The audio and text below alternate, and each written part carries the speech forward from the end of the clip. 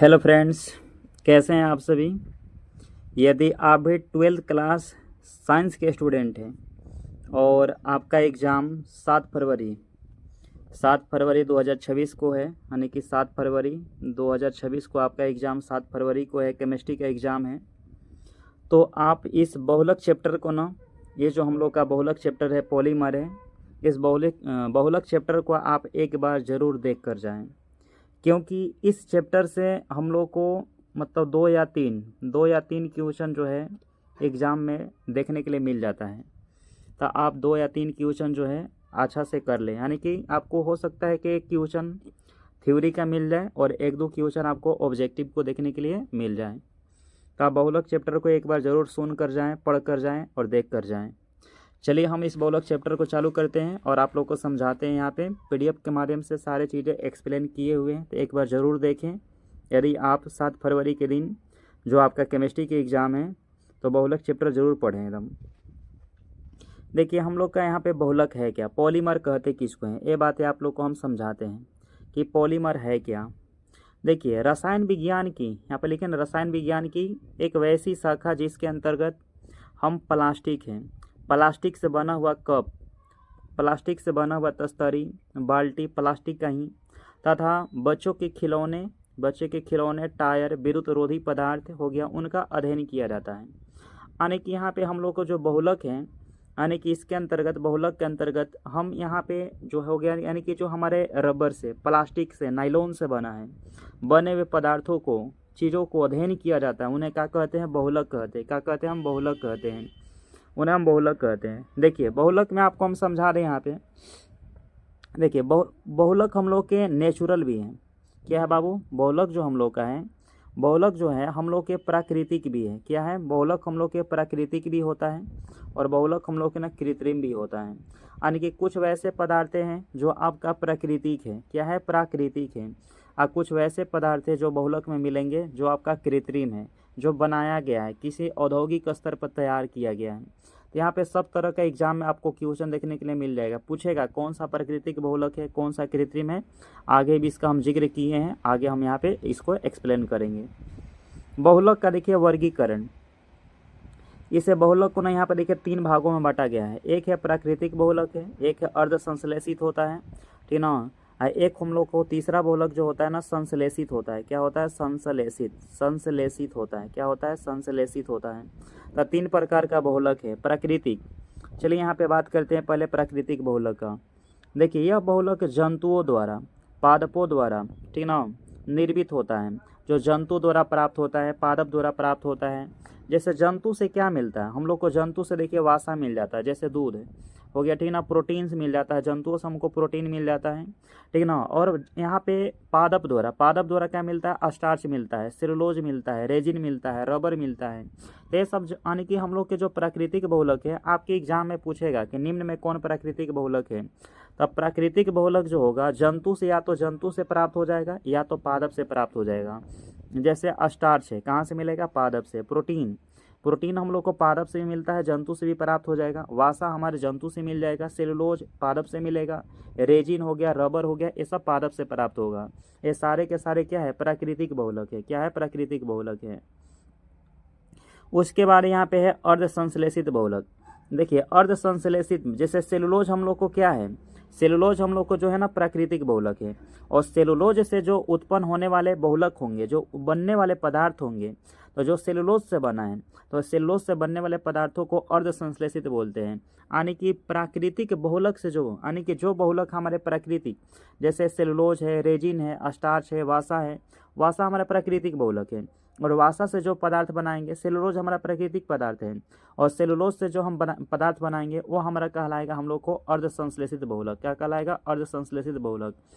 और तीसरा बहुलक जो है हमारे पीडीएफ में नहीं लिखल है, संश्लेषित होता है। वह पूर्ण रूप से जो है हम लोग का वह मानव निर्मित होता है।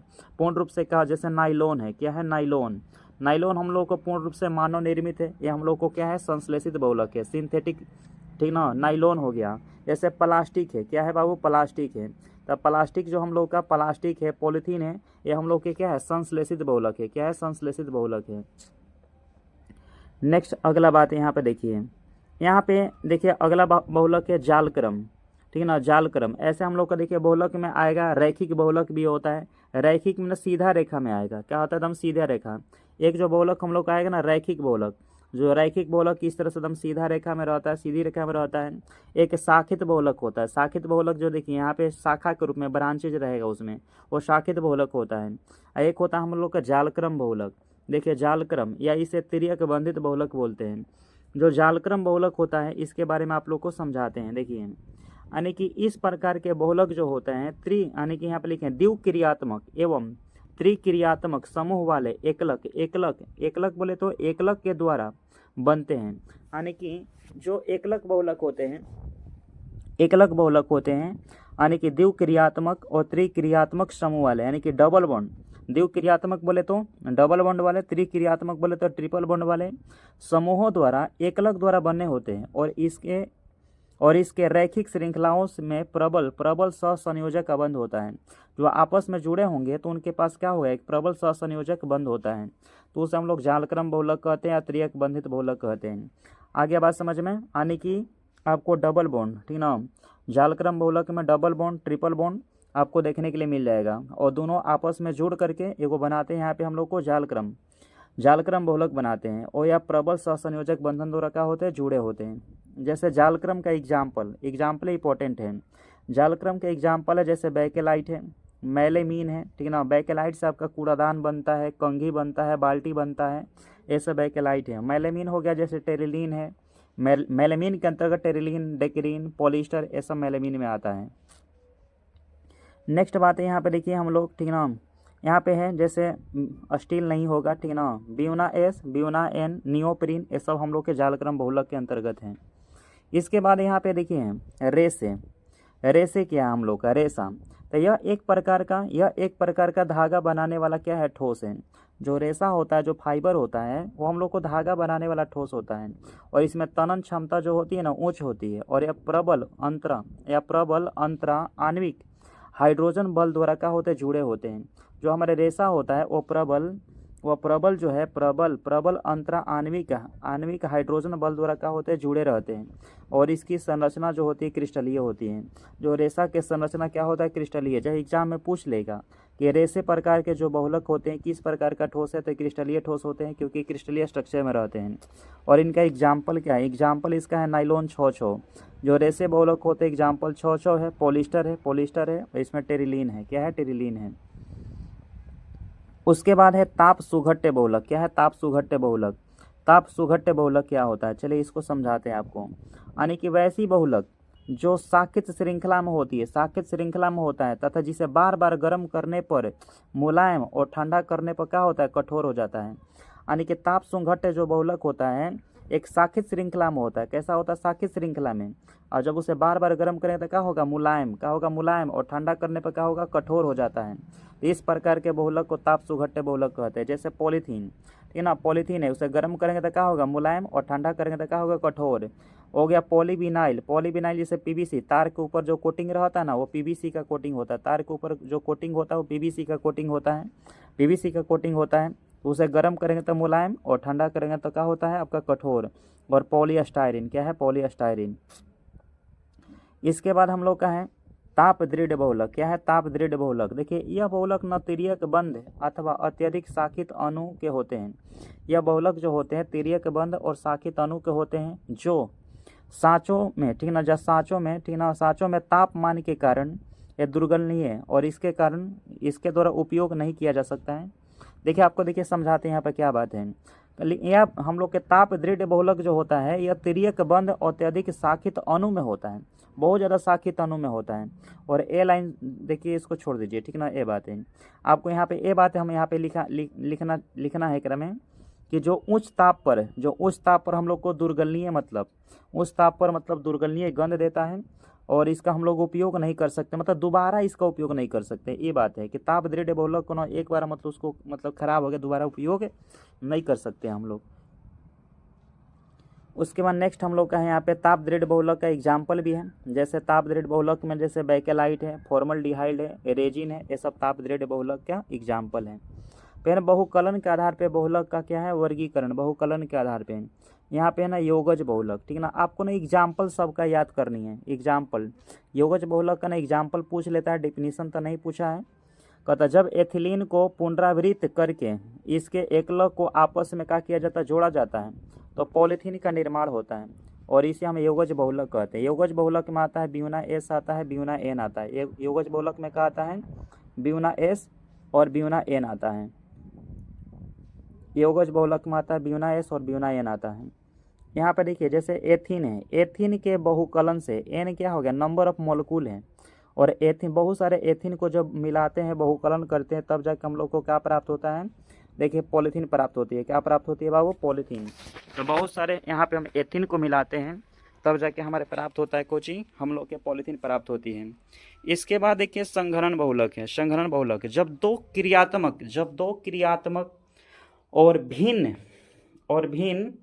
यहाँ पे है ना कि जब दो क्रियात्मक और भिन्न द्विक्रियात्मक और त्रिक्रियात्मक बहुलकों को पुनरावृत्त किया जाता है तो संघनन बहुलक का क्या होता है, निर्माण होता है। क्या होता है, संघनन बहुलक का निर्माण होता है।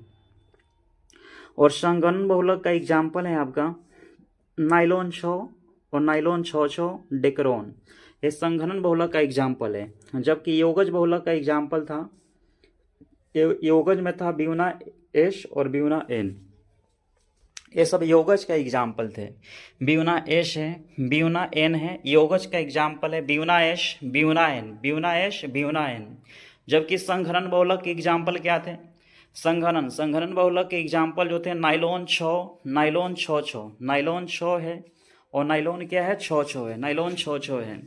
अब यहाँ पे देखिए पॉलीथीन क्या है, पॉलीथीन के प्रकार देखिए, यह अल्प घनत्व, यहाँ पॉलीथीन एक होता है हमारा अल्प घनत्व वाला पॉलीथीन होता है। क्या होता है सर, अल्प घनत्व वाले पॉलीथीन होता है। और अल्प घनत्व वाले जो पॉलीथीन है, इसे 1000 से 2000 तक के उच्च वायुमंडलीय दाब पर गर्म करके प्राप्त किया जाता है। इसे 1000 से 2000 तक उच्च वायुमंडलीय दाब पर और 350 से 570 केल्विन ताप पर, ठीक है ना, डाइऑक्सीजन हो गया, कहाँ होगा, डाइऑक्सीजन, अथवा परऑक्साइड की कम मात्रा में उपस्थिति में एथीन के बहुकलन, एथीन यानी कि ethene CH2 double bond CH2, ethene के बहुकलन, किसके, एथीन के बहुकलन से हमारा अल्प घनत्व वाला पॉलीथीन प्राप्त होता है। आपको ये बातें खाली याद रखना है कि यहाँ पे हम लोग का एथीन बनाने के लिए दाब कितना चाहिए। एथीन बनाने के लिए 1000 से 2000 तक उच्च वायुमंडलीय दाब चाहिए। दाब पूछ लेता है ऑब्जेक्टिव क्वेश्चन में कि पॉलीथीन के लिए दाब कितना चाहिए, तो 1000 से 2000 उच्च वायुमंडलीय दाब। और टेम्परेचर कितना चाहिए इसके लिए, टेम्परेचर चाहिए 350 से 570 केल्विन ताप पर, किसकी उपस्थिति में, तो डाइऑक्सीजन या परऑक्साइड की उपस्थिति में। एथीन को बहुकलन करेंगे तो हमारा मिलता है अल्प घनत्व वाला, का मिलता है, पॉलीथीन मिलता है। और इसका उपयोग देखिए, अल्प घनत्व वाले जो पॉलीथीन है, इसका उपयोग किया जाता है विद्युत रोधी तार के निर्माण में, बोतल में, लचीला पाइप में, ठीक है ना, लचीले बोतल में, खिलौना में, पाइप के निर्माण में किया जाता है। तो इसका प्रयोग जो होता है इसका प्रयोग जो होता है आपका, ठीक है ना, विद्युत रोधी तार के निर्माण में, लचीले बोतलों में, खिलौना में, पाइप निर्माण में किया जाता है। इसके बाद देखिए उच्च घनत्व वाला पॉलीथीन के बारे में देखते हैं। उच्च घनत्व वाले पॉलीथीन जब एथीन को ही हाइड्रोकार्बन की विलायक में, ठीक है ना, यहाँ पे एक उत्प्रेरक का नाम है, इस उत्प्रेरक का नाम देखिए क्या लिखल है,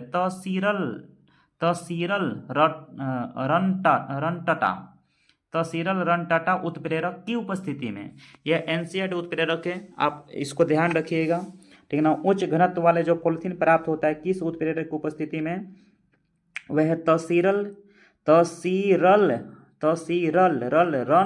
रनटाटा उत्प्रेरक की उपस्थिति में 333 से 343 केल्विन ताप पर 6 से 7 एटीएम वायुमंडलीय दाब पर जब इसको बहुकलन किया जाता है, क्या किया जाता है, बहुकलन किया जाता है, तो उच्च घनत्व वाले पॉलीथीन जो होती है प्राप्त होती है। क्या होती है, उच्च घनत्व वाले पॉलीथीन प्राप्त होती है। और इसका उपयोग कहाँ किया जाता है, इसका प्रयोग किया, देखिए पहले इसका उपयोग ना कठोर और दृढ़ पदार्थों के निर्माण में किया जाता है। जैसे बाल्टी बनाने में हार्ड प्लास्टिक वाला बाल्टी होता है, जैसे कूड़ेदान हो गया, बोतल हो गया, कठोर पाइप बनाने में इसका उपयोग किया जाता है। कठोर पाइप बनाने में इसका क्या किया जाता है, उपयोग किया जाता है। नेक्स्ट है आगे टेफलॉन, ये पूछता रहता है टेफलॉन, ठीक ना। टेफलॉन किसका बहुलक होता है, तो टेट्राफ्लोरोएथीन का। टेफलॉन जो होता है टेट्राफ्लोरोएथीन के द्वारा निर्मित होता है। किससे बनता है, टेट्राफ्लोरोएथीन से।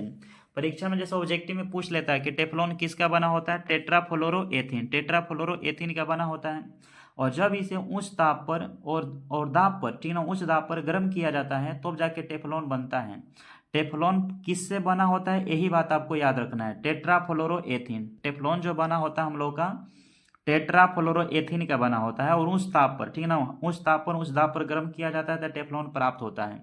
टेफलॉन होता क्या है, आप लोग देखिए घर में आप लोग देखे होंगे तो ब्लैक टाइप के बर्तन होता है जो जिसे नॉन स्टिक बर्तन बोलते हैं, उसमें कुछ चिपकता नहीं है, तैलीय पदार्थ ना उसमें चिपकता नहीं है। तो इसका उपयोग जो है ना चिपकने वाले बर्तन, ना चिपकने वाले, ठीक है ना, इसका प्रयोग जो है ना चिपकने वाले बर्तन, तेल, सील टैंक इत्यादि के निर्माण में किया जाता है। ना चिपकने वाले बर्तन, तेल, सील टैंक में किया जाता है, ठीक है ना। तो ज़्यादातर नॉन स्टिक बर्तन बनाने में, जिसे ना चिपकने वाला बर्तन जिसमें तैलीय पदार्थ हाली चिपकता नहीं उस बर्तन में, उसी को टेफलॉन बोलते हैं।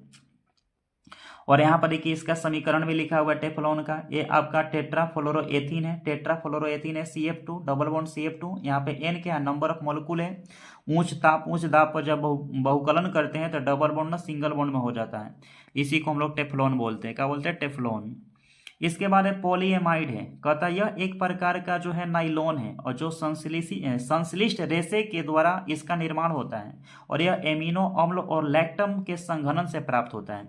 आपको ये याद रखना है कि जो पॉलीएमाइड है किससे प्राप्त होता है, तो यह एमिनो अम्ल और लैक्टम के संघनन, एमिनो अम्ल और लैक्टम के संघनन से जो होता है ना पॉलीएमाइड जो होता है प्राप्त होता है, एमिनो अम्ल और लैक्टम के संघनन से प्राप्त होता है। इसके बाद है नाइलॉन 6, यह कैप्रोलेक्टम को जल के साथ उच्च ताप पर गर्म किया जाता है तो प्राप्त होता है। आपको ये चीजें याद रखना है, कैप्रोलेक्टम, नाइलॉन 6 किससे प्राप्त होता है, तो कैप्रोलेक्टम को जल के साथ उच्च ताप पर गर्म किया जाता है तो नाइलॉन 6 प्राप्त होता है। कैप्रोलेक्टम को जल के साथ जब गर्म करेंगे तो क्या मिलता है, नाइलॉन 6 मिलता है।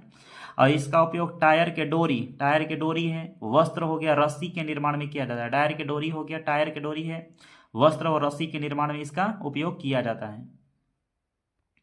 और इसका देखिए यहाँ पे स्ट्रक्चर भी है नाइलॉन 6 के निर्माण के लिए, एक कैप्रोलेक्टम का स्ट्रक्चर है। किसका स्ट्रक्चर है, कैप्रोलेक्टम का। यह जो स्ट्रक्चर है कैप्रोलेक्टम का, किसका है, कैप्रोलेक्टम। और इसको 533 ले 543 केल्विन ताप पर जल के साथ अपघटित करेंगे तो यहाँ पे देखिए कै वो, यहाँ पे देखिए CH2 के होल 6 लिखल है, यानी कि 1 है, 2 है, 3 है, 4 है, 5, 6 गो देखिए CH2 है। एक बाद नाइट्रोजन के साथ डबल बॉन्ड लगल है और कार्बन के साथ यहाँ पे डबल बॉन्ड ऑक्सीजन है। तो एक तरफ नाइट्रोजन के साथ डबल बॉन्ड ऑक्सीजन और कार्बन के साथ डबल बॉन्ड ऑक्सीजन सगरी सिंगल बॉन्ड कर देना है। और CH2 का हुआ 6 हुए तो CH2 के होल 6 है, यही है नाइलॉन 6। क्या है, नाइलॉन 6 है। देखिए नाइलॉन 6 जब हेक्सामेथिलीन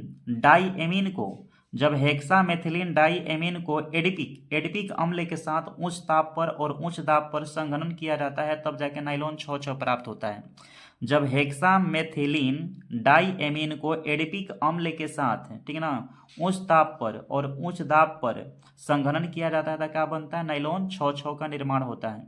और इसका उपयोग कहाँ किया जाता है, इसका उपयोग ब्रश निर्माण में, जो ब्रश होता है ना, जो ब्रश होता है टूथपेस्ट वाला ब्रश हो गया और बहुत सारा प्रकार के ब्रश है हम लोग का, जो मतलब घर और सफाई करने वाले भी ब्रश होते हैं, तो उनका निर्माण में इसका क्या करते हैं, प्रयोग करते हैं। और इसका देखिए यहाँ पे समीकरण भी लिखा हुआ है, एडीपिक अम्ल, ये आपका ना एडीपिक अम्ल का फॉर्मूला है, ठीक है ना, NH+OC और CH2 का होल 4 है, फिर COOH है, फिर यहाँ पे, ठीक है ना। और इसको एडीपिक अम्ल हो गया, ये होगा हेक्सा मेथिलीन डाईएमीन है, इसका फॉर्मूला है। और इसे 553 उच्च दाब पर गर्म किया जा रहा है तो नाइलॉन 6 क्या हो रहा है, प्राप्त हो रही है। नाइलॉन 6 क्या हो रही है, प्राप्त हो रही है, नाइलॉन 6 प्राप्त हो रहा है। उसके बाद देखिए पॉलिस्टर है, तो यह द्विव कार्बोक्सिलिक अम्ल और यह डाईओल के बहुसंघनन से उत्पन्न होता है। यह द्विव कार्बोक्सिलिक अम्ल यानी कि द्विव कार्बोक्सिलिक अम्ल है और डाईओल के बहुसंघनन से क्या होता है, उत्पन्न होता है।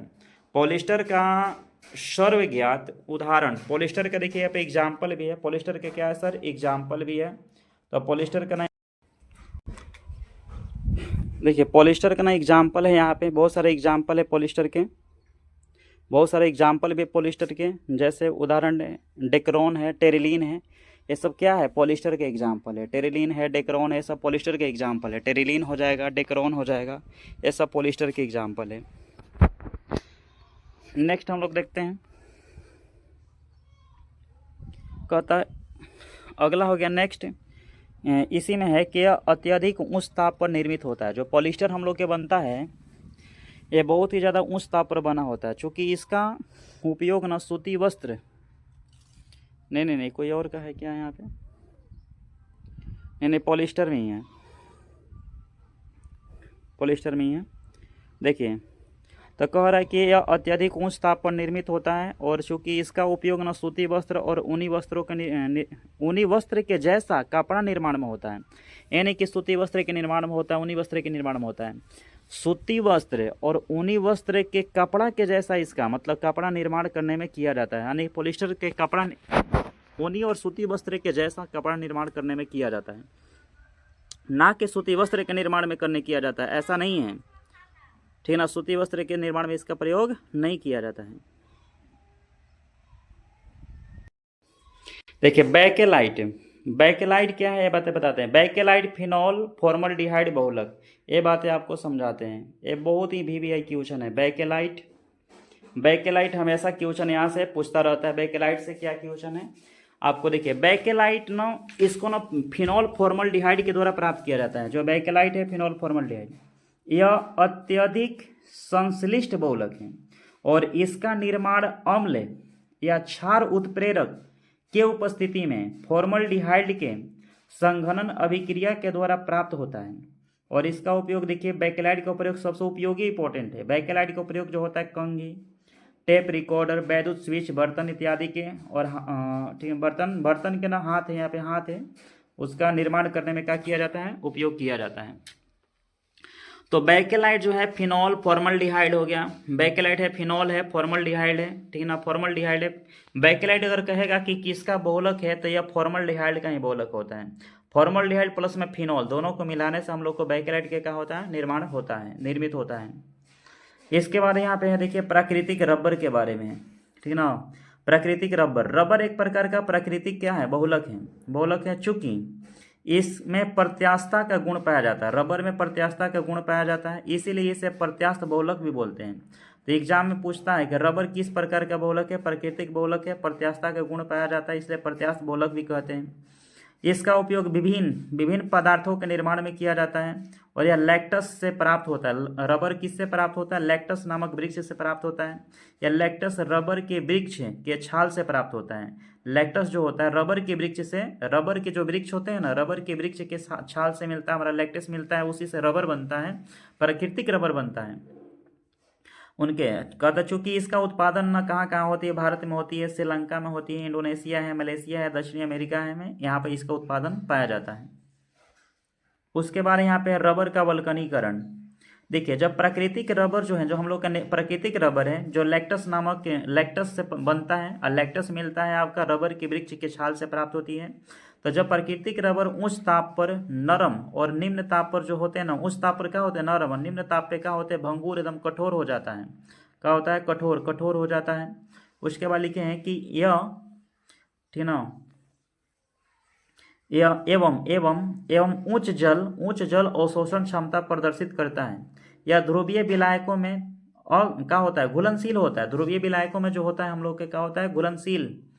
हाँ ध्रुवीय नहीं, अध्रुवीय है यह। अध्रुवीय विलायकों में, क्योंकि ध्रुवीय में तो अघुलनशील होगा रबर, अध्रुवीय में क्योंकि हम लोग के कार्बनिक पदार्थ हैं तो कार्बनिक अध्रुवीय होते उसमें होगा घुलनशील, तथा ऑक्सीकरण अभिकर्मक के प्रति प्रतिरोधी होता है। अतः जब रबर को सल्फर के साथ क्या करते हैं, मिलाते हैं, और इसे 373 से 415 केल्विन ताप पर क्या करते हैं, गर्म करते हैं, तो इसी घटना को कहा जाता है रबर का वल्कनीकरण। यानी कि रबर में सल्फर को मिला करके उस ताप पर गर्म कर देना ही रबर का क्या कहा जाता है, वल्कनीकरण कहते हैं। क्या कहते हैं, वल्कनीकरण कहते हैं, वल्कनीकरण कहते हैं। और इसका उपयोग जो है ना, इसका उपयोग किया जाता है आपका टायर बनाने में किया जाता है, जिसमें 5% सल्फर होती है। जो टायर बनाने में आपका प्राकृतिक रबर का प्रयोग किया जाता है, चाहे वल्कनीकरण रबर का प्रयोग किया जाता है। संश्लेषित रबर, कहता है यह वल्कनीकृत रबर के जैसा ही होता है जो अपने लंबाई से दुगना लंबाई तक खींचा जा सकता है। यह जो हम लोग का है, यह हम लोग का जो है, देखिए ये हम लोग का जो है ना, जो संश्लेषित रबर है, आप लोग समझ गए कि यह अपने वल्कनीकृत रबर के जैसा ही होता है और अपने लंबाई से दुगने लंबाई तक यह क्या खींचा जा सकता है और इसमें तनन बल उपस्थित रहता है, जिसके कारण इसमें तनन बल हटा देने पर यह मूल आकृति में क्या होते हैं, आ जाते हैं। जैसे ब्यूना ए, ब्यूना एन हो गया, ब्यूना एस हो गया, ये सब क्या है आपका, ठीक है ना, ये अब हम लोग को संश्लेषित रबर है। इसके बाद देखिए नियोप्रीन, नियोप्रीन अथवा पॉलीक्लोरोप्रीन, नियोप्रीन अथवा पॉलीक्लोरोप्रीन के युक्त मूलक बहुलक द्वारा बनता है। जो नियोप्रीन जो होता है ये पॉलीक्लोरोप्रीन के द्वारा ही बनता है, पॉलीक्लोरोप्रीन के बहुलकुलन द्वारा चाहे बहुकलन द्वारा प्राप्त होता है। और यहाँ पे एन जो है नंबर ऑफ मोलिक्यूल है, जब बहुकलन करेंगे तो जो डबल बॉन्ड है वो सब सिंगल बॉन्ड में हो जाता है। और इसका देखिए उसका उपयोग वाहन के भाग बनाने में इसका प्रयोग किया जाता है। गैस केंट, जो गैस केंट होते हैं, जो गैस केंट होता है तो हौज बनाने में भी इसका प्रयोग करते हैं, जो प्लास्टिक वाला होता है। ब्यूना एन कहता है जब ब्यूटाडाईन को एक्रिलोनाइट्राइल के साथ नाइट्राइल के साथ बहुकलन किया जाता है तो ब्यूना एन बनता है। यह पेट्रोल और स्नेहक पदार्थों के प्रतिरोधी होता है। अतः इसका उपयोग न तेल सील टैंक तथा टंकी के लिए इसका प्रयोग किया जाता है। ब्यूना एन का प्रयोग जो होता है ना, सील टैंक टंकी के लिए प्रयोग किया जाता है।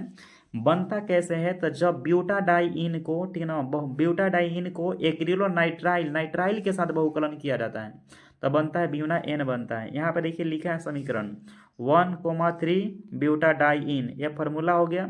यह एक्रिलोनाइट्राइल है, जब आपस में दोनों को जोड़ देते हैं तब प्राप्त होता है ब्यूना एन प्राप्त होता है।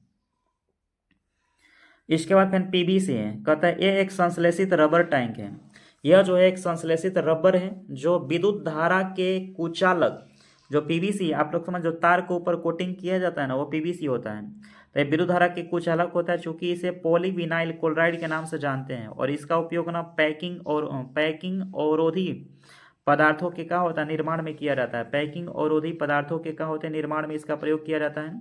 और कवच के निर्माण में किया जाता है विद्युत तार के कवच विद्युत तार के कवच निर्माण में भी इसका प्रयोग किया जाता है। इसके बाद है ब्यूना एस कहता जब ब्यूटाडाईन को अस्टायरिन के साथ बहुकलन किया जाता है तो ब्यूना एस प्राप्त होता है और इसका उपयोग ना पॉलीथीन के निर्माण में होता है। यह 1,3 ब्यूटाडाईन है और यहाँ पे अस्टायरिन है, जब इसको बहुकलन करेंगे तो हम लोग को क्या मिलता है, ब्यूना एस मिलता है, ब्यूना एस मिलता है। नाइलॉन 2, नाइलॉन 6, इसके अंदर के निर्माण होता है ग्लाइसिन और एमिनो केप्रोइक अम्ल के बहुकलन से, ठीक है ना। ग्लाइसिन हो गया एमिनो केप्रोइक अम्ल के बहुकलन से नाइलॉन 2, नाइलॉन 6 प्राप्त होता है। इसका उपयोग जो किया जाता है बरसाती बैग में, रैनिक कोट इत्यादि के निर्माण में किया जाता है, नाइलॉन 2, नाइलॉन 6 का। उसके बाद हम लोग का है यहाँ पे टेरिलीन है। क्या है टेरिलीन डेकरोन कहते हैं। जब एथिलीन ग्लाइकोन को टेरेफ्लेथिक अम्ल के साथ बहुकलन किया जाता है तो टेरिलीन या डेकरोन प्राप्त होती है। तो ये हम लोग का बहुलक चैप्टर था, पॉलीमर थी। और आपको एक बार इसमें बता देते हैं कौन कौन सा इंपॉर्टेंट है, उस एग्जाम में आ चुका है। पहले देखिए बात है एग्जाम में आपको पूछने के लिए कि आपको देखिए ना एग्जाम में ना प्राकृतिक बहुलक पूछ चुका है। इसका एग्जाम्पल कि कौन प्राकृतिक है, कौन अर्ध संश्लेषित है, कौन मानव निर्मित है। तो ये बातें आपको यहाँ पे याद रखनी है, ठीक है ना। स्टार्च से, प्रोटीन से, लोज से सब प्राकृतिक होता है। अर्ध संश्लेषित जो आपका मतलब प्राकृतिक से बनता है, जो बिल्कुल मानव निर्मित होता है, नाइलॉन हो गया, ब्यूना एन है, ये सारे के सारे क्या है, कृत्रिमिक है। फिर आपको यहाँ प्रत्यास्थ बहुलक पूछ चुका है एग्जाम में, इसका एग्जाम्पल आपको याद रखनी है। प्रत्यास्थ बहुलक के बाद आपको यहाँ पे, ठीक है ना, योगज बहुलक का एग्जाम्पल आपको याद रखनी है, ब्यूना एन हो गया। योगज के बाद आपको ना यहाँ पे संघनन बहुलक का एग्जाम्पल याद रखनी है, नाइलॉन 6 डेक्रोन है। इसके बाद अल्प घनत्व वाला पॉलीथीन आपको याद रखनी है, कितना ताप पे बनता है, ठीक है ना। अल्प घनत्व के अलावा उच्च घनत्व के पॉलीथीन को भी आपको याद रखनी है। और इसके बाद टेफ्लॉन बहुत जरूरी है, टेफ्लॉन आपको याद रखनी है, टेफ्लॉन। और टेफ्लॉन के बाद आपको ना यहाँ पे टेफ्लॉन के बाद यहाँ पे नाइलॉन 6 के जो है कैप्रोलेक्टम से बनता है, खाली ये ऑब्जेक्टिव याद रखिएगा। और यहाँ पे बेकेलाइट आपको याद रखनी है कि बेकेलाइट जो होता है फॉर्मल्डिहाइड और फिनॉल और फॉर्मल्डिहाइड का बहुलक होता है, एक लाइन याद रखना है कि बेकेलाइट बनता है फिनॉल फॉर्मल्डिहाइड से बनता है। और इसके बाद आपको रबर का बल्कनीकरण आपको याद रखनी है।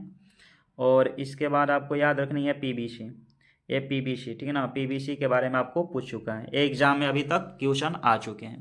तो इतना आप लोग 1 से 2 बार देख लीजिए और शून्य के बहुलक से जाइएगा, 1-2 क्वेश्चन बहुलक से देखने के लिए एग्जाम में मिल जाता है। ठीक है, बहुत बहुत धन्यवाद आप लोग को।